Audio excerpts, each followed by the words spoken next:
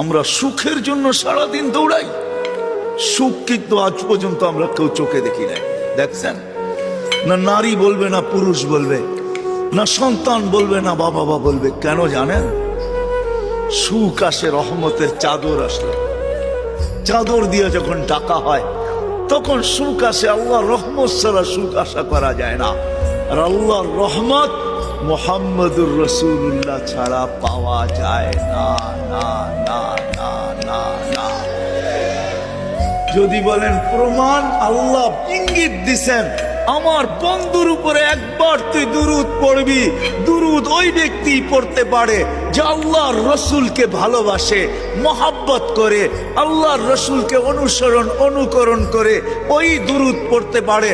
আল্লাহ বলে একবার পড়বি, 10টা রহমতের চাদর দিয়ে তোকে আমি ডাকবো। একবার পড়লে 10 বার, 10 বার পড়লে 100 বার, 100 বার পড়লে 1000 বার, 1000 বার পড়লে 10,000 বার, কমসে কম।